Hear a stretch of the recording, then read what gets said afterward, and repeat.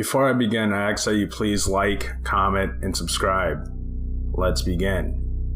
On November 22nd, 1987, two Chicago broadcasts were hijacked by an unidentified individual wearing a Max Headroom mask and costume.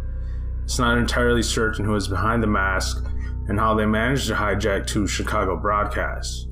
In the 1980s, Max Headroom was created by Rocky Martin, a very strange and unique TV show that lasted for roughly a year.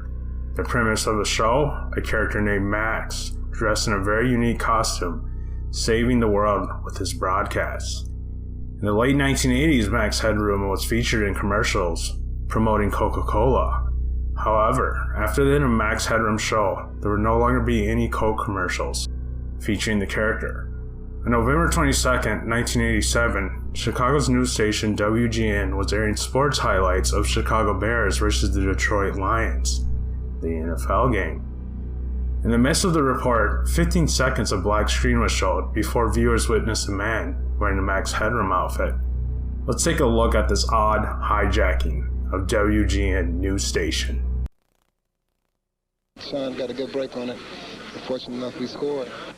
Then they scored again at the Lions 31. Wayne Larrabee called it like this on WGN radio. 2-yard line, and McMahon back to throw. Dumps it over the middle. Wide open McMahon. Cutting left to the 20, to the 15, to the 10, to the 5. Touchdown! McMahon and McKinnon, 14-0 Bears. Then the defense, which hadn't put up a sack in 12 quarters, finally did.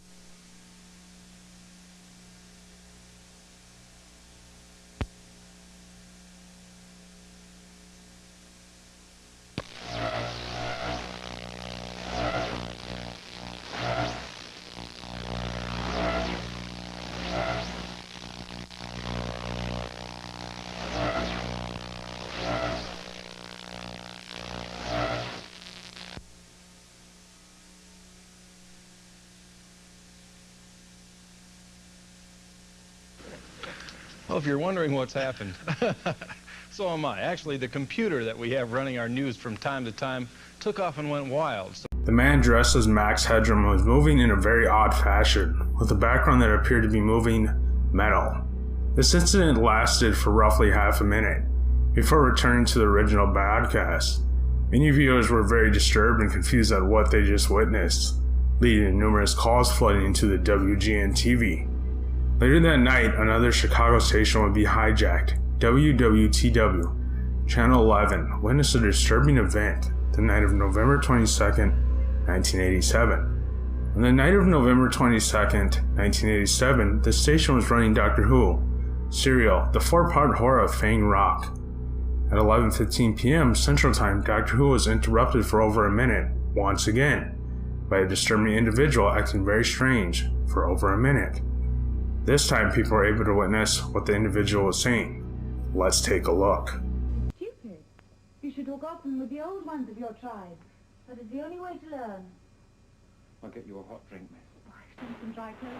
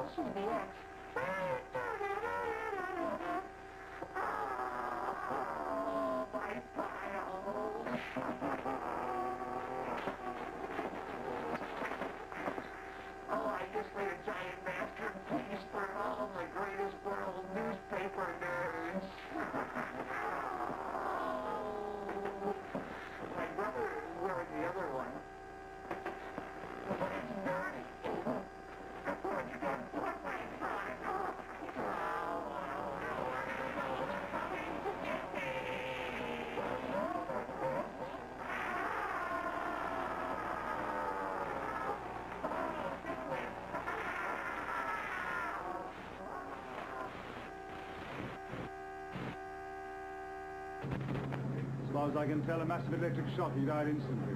The generator? Oh, you're always so careful. As you can see, this individual has very odd movements, and the audio clarity is very poor, which is not entirely surprising.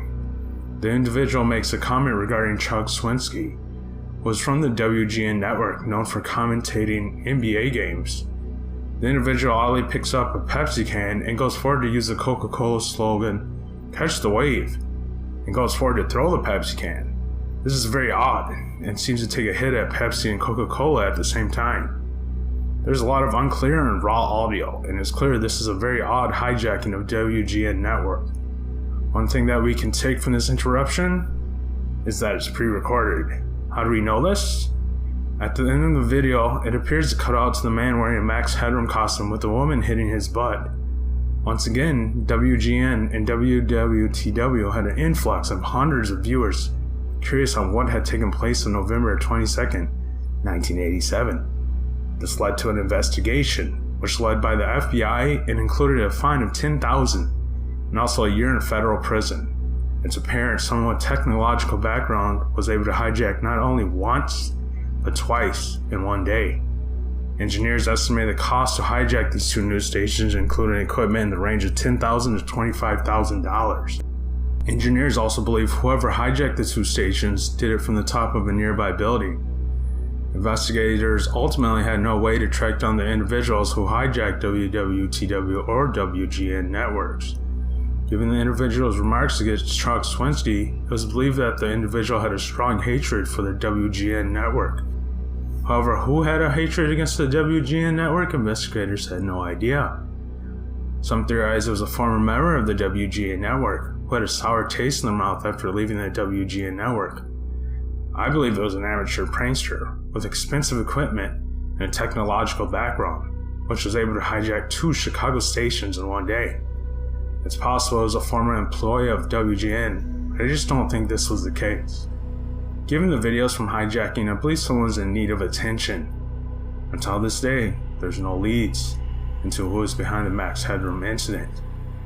Given the hijacking occurred in 1987, it's highly unlikely we'll ever know who was behind the hijackings, or if they are even still alive to this day. Remember to like, comment, and subscribe. Thank you for watching. Stay tuned. Until next time.